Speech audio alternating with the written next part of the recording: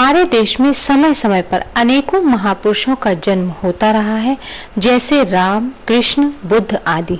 इन्हीं महापुरुषों ने संकट के समय जनता को दिशा दिखाई। अंग्रेजों की दास्तां से मुक्ति दिलाने वाले महापुरुषों में महात्मा गांधी का नाम बड़े आदर के साथ लिया जाता है। गांधी जी का पूरा नाम मोहनदास करमचंद गांधी था। उन्हें श्रद्धा के साथ राष्ट्रपिता और बापू भी कहते हैं। उनका जन्म 2 अक्टूबर 1869 ईस्वी को गुजरात के पोरबंदर नामक स्थान पर हुआ था।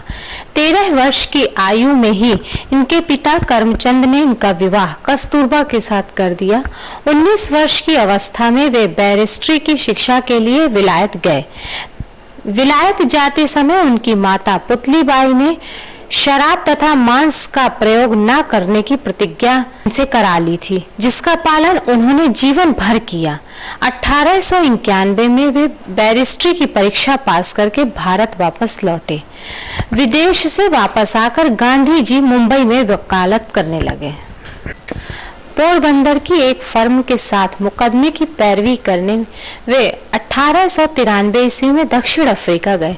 वहां गोरे शासकों द्वारा काले लोगों पर किए जा रहे अत्याचारों को देखकर उनका मन दुखी हो गया। उन्होंने काले गोरे का भेदभाव मिटाने के लिए कार्य करने का संकल्प लिया। अंग्रेजों ने उन पर भी अत्याचार किए तथा उनका अपमान भी किया, परंतु गांधी जी ने सत्याग्रह आंदोलन जारी रखा। अंत में गांधी जी के सत्याग्रह के सामने गोरी सरकार को झुकना पड़ा और गांधी जी की जीत हुई।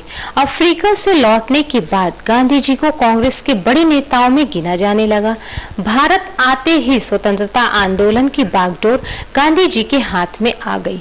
उन्होंने भारतीयों को अंग्रेजों के विरुद्ध संगठित किया। उन्होंने अहिंसा और असहयोग का सहारा लिया। वे अनेक बार जेल भी गए।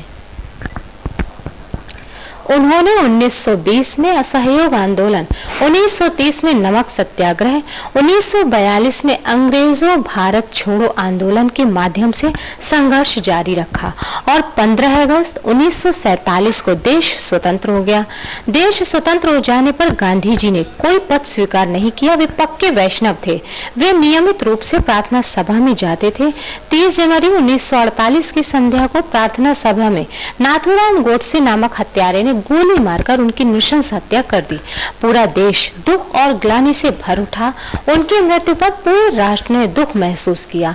हाय राम, हम कैसे झेले अपनी लज्जा, उसका शोक, गया हमारे ही हाथों से अपना पिता आज परलोक।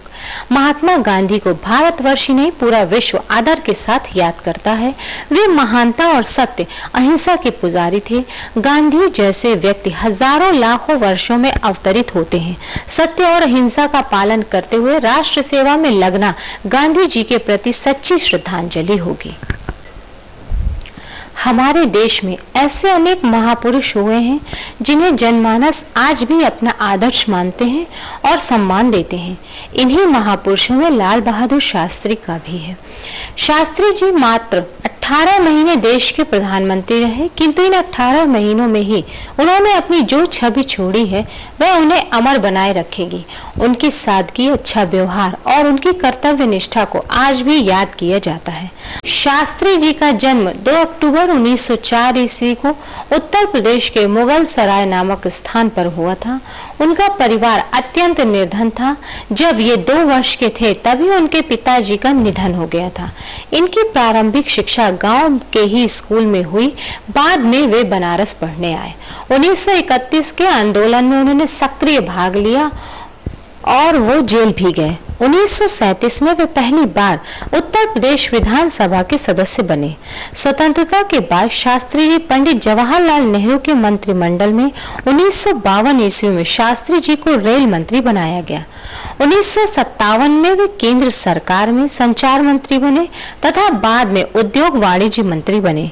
मई 1964 ईस्वी में पंडित नेहरू के देहांत के बाद शास्त्री जी देश के प्रधानमंत्री बनाए गए। शास्त्री जी स्वतंत्र देश के द्वितीय प्रधानमंत्री थे। उन्होंने कई देशों की यात्रा भी की थी। वे अपनी सादगी और ईमानदारी के लिए प्रसिद्ध थे। उन्होंने जय जवान जय किसान का नारा दिया।